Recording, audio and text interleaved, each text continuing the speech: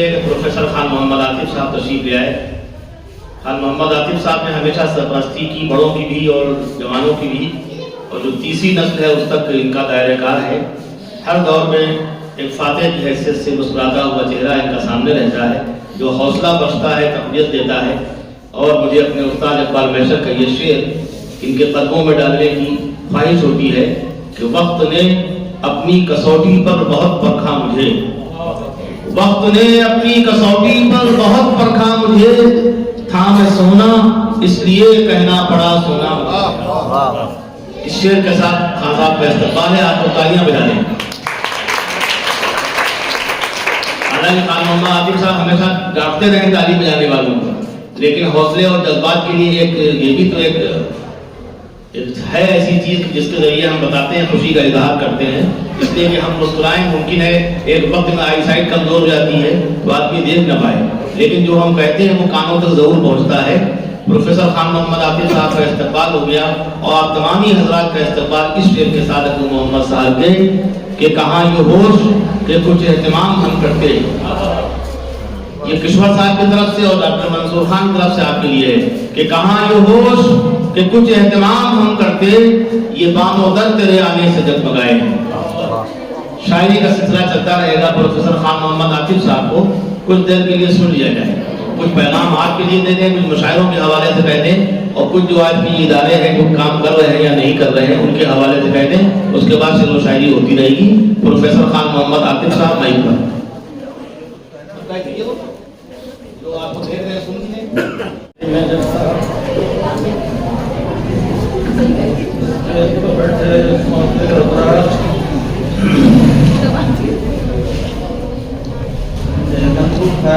مجھے فون کیا تھا، میں نے کہا مشاعرے سے میرا کوئی رشتہ نہیں ہے، شعر سمجھ لیتا ہوں کہتا نہیں ہوں. طارق صاحب جو غزل آپ کو سنا رہے تھے اس سے میں نے یہ تاثر لیا کہ ہر قوم کی ڈور اس کے اعمال سے بندھی ہوتی ہے.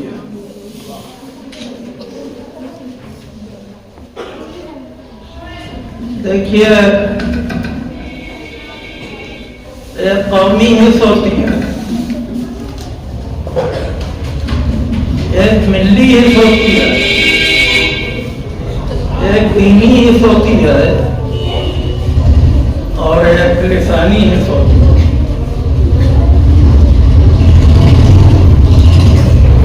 میں کوشش کروں گا آسان سے آسان تر زبان میں گفتگو کروں تاکہ یہ بچہ بھی سمجھ سکیں. اردو شاعری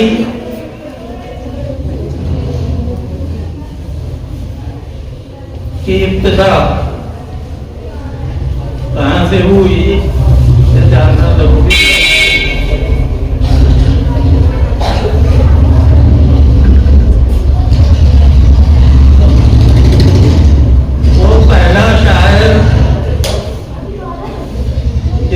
اردو شاعری کو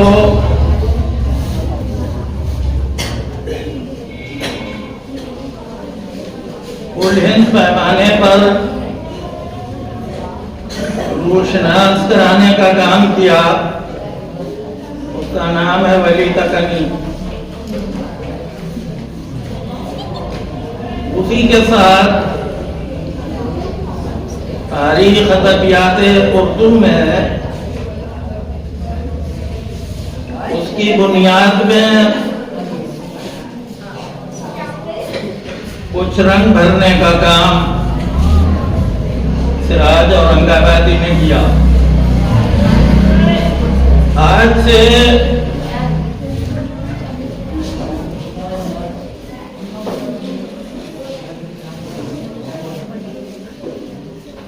300-350 برس پہلے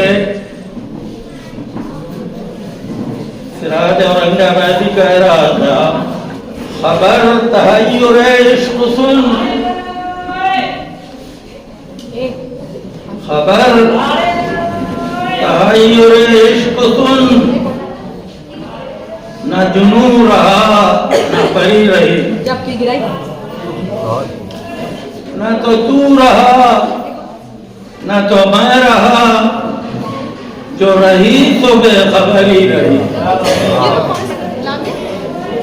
तो 350 बरस के शेर की रोशनी में आज भी हमारा भी बेखबरी में है। हमें कुछ खबर नहीं कि दुनिया में क्या हो रहा है, हमारे साथ क्या हो रहा है, उर्दू जबान के साथ क्या हो रहा है। फिर वो कहता है कि शहे बेखुदी में अता किया मुझे अब लिबास बरहने की,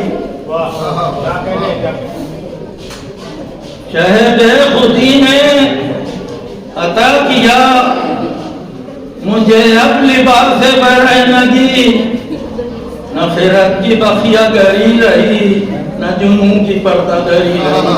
क्या बात है। तो हजरात 16वीं सदी ईस्वी में वली का दीवान दिल्ली पहुंचा तो उसने एक इनकलाब बर्पा कर दिया।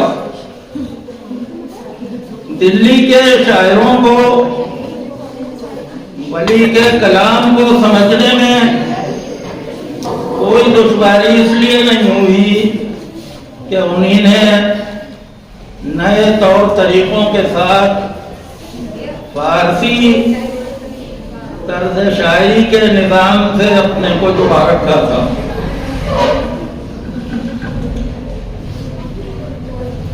ये वो जमाना है जब 3 वाक़यात जन्म लेते हुए दिखाई देते हैं। लिसानी इक़्तार से बगावत,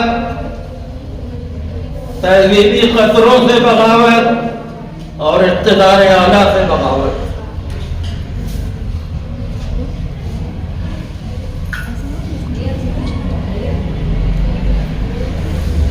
इस बगावत ने आगे चलकर सर सैयद के ज़ेरे साया एक अज़ीम शान दरख्त की शक्ल इख्तियार कर ली। इल्म हमसे रुखसत हो गया या छीन लिया गया। तालीम का बुत हमें पकड़ा दिया गया जिसके सामने हम सब सुजूद थे। ये बात मैं इसलिए कह रहा हूं कि अल्लाह ताला कहता है कि बेशक अल्लाह के बंदों में इल्म वाले लोग ही अल्लाह से डरते हैं। अब अल्लाह के डर की जगह अंग्रेज का डर सीनों में समा गया तो इल्म आपसे रुखसत हो गया। तालीम के दुख के आगे आप नहीं होगा। इस तालीमी बुत ने क्या क्या गुलो बूटे खिलाए। बहरहाल मैं उधर नहीं जाना चाहता, सिर्फ लिसानी हिस्स के बारे में बात करना चाहता हूं। और वह इसलिए कि ये जो मुशायरे आप कर रहे हैं, आपके घरों से तो उर्दू निकल चुकी है, आपने खुद निकाली है। सोवियत यूनियन के जमाने में रसूल हमजानोव एक आलमगीर शोहरत का मालिक मुसन्निफ था। داغستان کا رہنے والا تھا. وہ ایک پروگرام میں پیرس گیا. اس کا نام سن کے ایک شخص جو داغستان سے کبھی نکلا تھا اس سے ملنے آیا اور اس نے کہا کہ میں بھی داغستان کا رہنے والا ہوں اور فلاں گاؤں سے آیا ہوں. وہاں میری ایک ماں تھی, پتہ نہیں زندہ ہے کہ مر گئی, اور میری زبان بھی آمور ہے. تو رسول حمزانو جب اپنے وطن پہنچا تو اس گاؤں میں جا کر اس نے اس کی ماں کو تلاش کر لیا اور اس سے کہا کہ تمہارا بیٹا زندہ ہے. تو بڑی خوش ہوئی. اس نے پوچھا اس کے بالوں کا رنگ کیسا ہے, اس کے چہرے کا رنگ کیسا ہے, کتنے بچے ہیں, اس نے شادی کی ہے یا نہیں ہے. یہ پوچھتے پوچھتے اچانک اس نے کہا رسول یہ بتاؤ تمہاری اس کی بات کتنی دیر تک ہوئی. تقریباً 1 گھنٹے تک ہم لوگ بات کرتے رہے.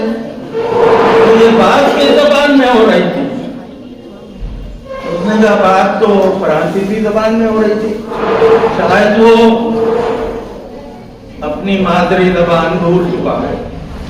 تو داغستان کی عورتوں کا فائدہ یہ ہے کہ ان کے سر پہ جو رومال بندھا ہوتا ہے, جب انہیں خبر ملتی ہے اپنے کسی عزیز رشتہ دار کی موت کی تو رومال کھول کے اپنے چہرے پہ ڈال لیتی ہیں. یہ سنتے ہی کہ وہ اپنی زبان بھول چکا ہے, اس نے چہرے پر اپنا رومال ڈال دیا, کہا میرا بیٹا مر چکا. اگر اپنی زبان بھول گیا ہے مادری تو مر چکا ہے.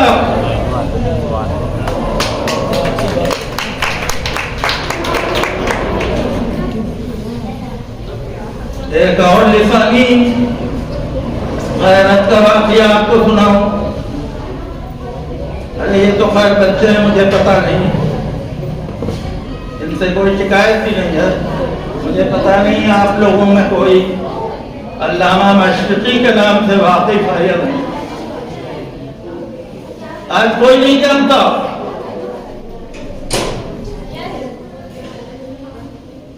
علامہ مشرقی ان کا نام تھا عنایت اللہ خان. امرتسر کے رئیس عطا اللہ خان کے بیٹے تھے. پورے پنجاب میں ایم اے میں میتھ ریاضی میں ٹاپ کیا. ان کے باپ نے انہیں اعلیٰ تعلیم کے لیے لندن بھیج دیا. کیمبرج یونیورسٹی میں ان کا داخلہ ہو گیا. پہلے ہی سال انہی نے کچھ ایسے کارنامے انجام دیے اور ایک امتحان میں یورپ کے سارے طلباء پر سبقت حاصل کر لی میتھ میں. تو وہاں کے اخباروں نے لکھا 1916 میں کہ غلام ہندوستان کا ایک طالب علم سب پر سبقت لے گیا. کیا اب بھی یہ کوئی کہے گا کہ مسلمانوں کو میتھ نہیں آتی؟ غرض یہ کہ وہاں بھی انہی نے ریکارڈ بنایا اور جب ہندوستان آئے تو یہاں کے حالات ٹھیک نہیں تھے. 1942 میں انگریزوں نے انہیں مدراس کے قریب ویلور کے قلعے میں نظر بند کر دیا. وہ عربی, اردو, فارسی, پنجابی, انگریزی, جرمن اور فرانسیسی زبانوں سے واقف تھے. اس قید میں انہی نے قرآن کی تفسیر تذکرے کے نام سے لکھنا شروع کی. پہلی جلد چھپی تھی کہ اہل علم میں ایک ہنگامہ برپا ہو گیا. یہاں تک کہ نوبل پرائز دینے والی کمیٹی نے یہ فیصلہ کیا کہ اس کتاب پر انہیں نوبل پرائز دیا جائے. ان کے پاس خط بھی آ گیا, لیکن ان سے کہا یہ گیا کہ یورپ کی کسی ایک زبان میں اس کا آپ ترجمہ کر دیں, ٹرانسلیشن کر دیں. نوبل پرائز 1940-42 میں کتنی رقم ہوگی. ان کی لسانی غیرت کا معاملہ یہ تھا کہ انہیں نے اس کمیٹی کو لکھا کہ اگر میری زبان اس لائق نہیں ہے کہ اس کو نوبل پرائز دیا جائے تو نوبل پرائز قبول کرنے کے لیے میں تیار نہیں ہوں. میرے لیے وہ قابل قبول.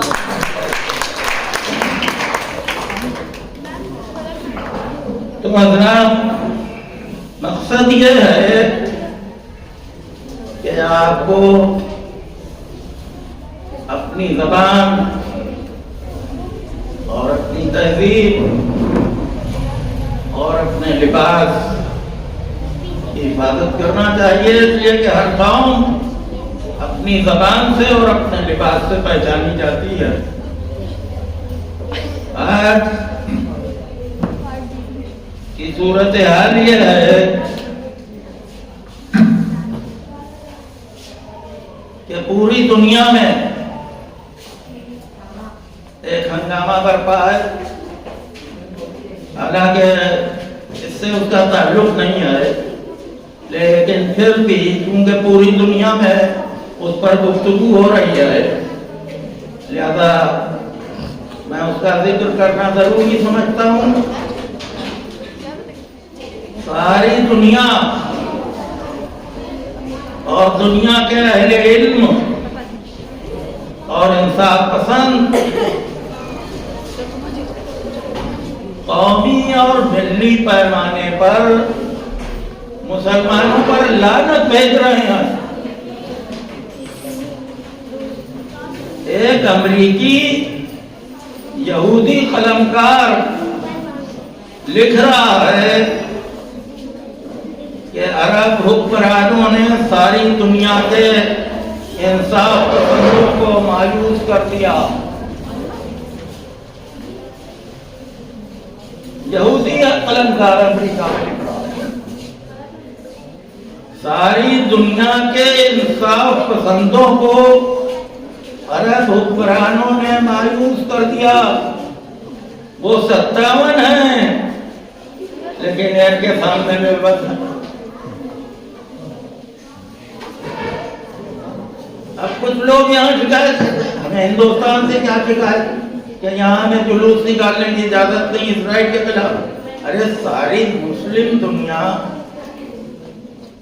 حالت سکتے میں ہے، وہاں جب کوئی جلوس نہیں نکل رہا ہے تو یہ تو حکومت ان کی دوست ہے، اسرائیل سے بھی دوستی ہے. لیکن یہاں بھی انصاف پسند لوگ ہیں. یہاں کی ٹریڈ یونین نے جو جہازوں میں سامان چڑھاتی ہوئی فیصلہ کیا کہ ہم کسی ایسے سامان کو جہازوں میں نہیں چڑھائیں گے جو اسرائیل جا رہے ہیں. تو بہرحال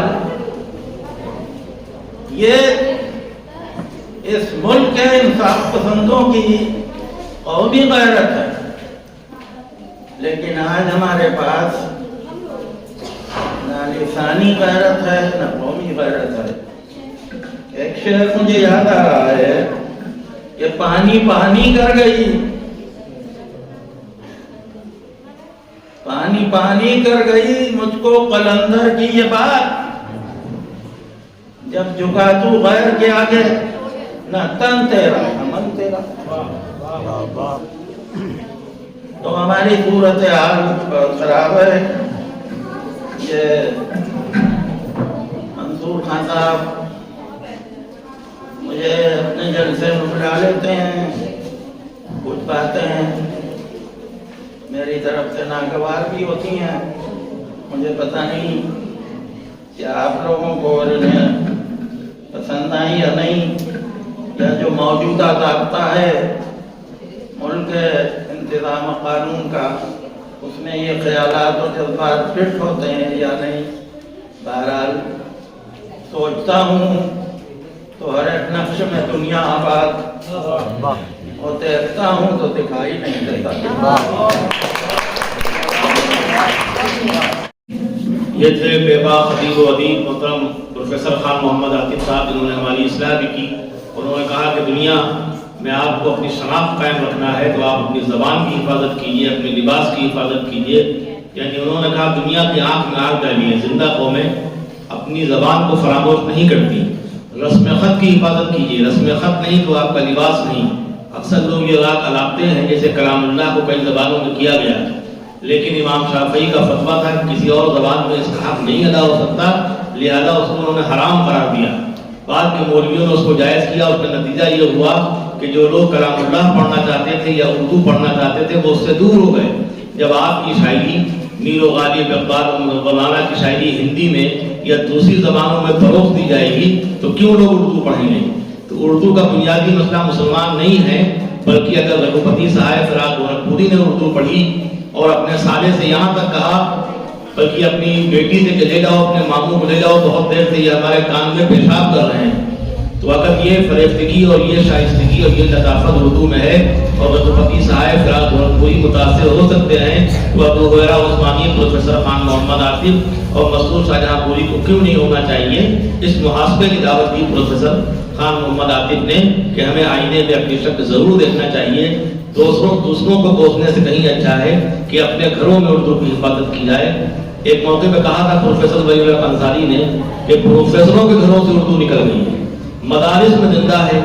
اگر زندہ ہے تو ہزاروں اخبار کیوں نہیں بکتے، لاکھوں اخبار کیوں نہیں چھپتے؟ اس لیے نہیں کہ مدارس میں بھی کوئی ایک اخبار ہے، پڑھنے والے 300 ہیں، ایک عدد اخبار ہے، واہ رے اردو زبان اب تیرا بیڑا پار ہے. اردو کو تباہ کرنے والے اردو والے ہیں. اس سلسلے میں بہت دیر تک مرثیہ پڑھا جائے یہ کوئی اچھی بات. لرن آن لائن کی جانب سے آپ سے بس اتنی التجا ہے کہ ہمارے اس پروگرام کو لائک، شیئر اور سبسکرائب ضرور کریں. ساتھ ہی بیل آئیکن دبانا نہ بھولیں جس سے ہماری ہر ویڈیو آپ تک اپلوڈ ہونے کے ساتھ ہی پہنچ سکے. شکریہ.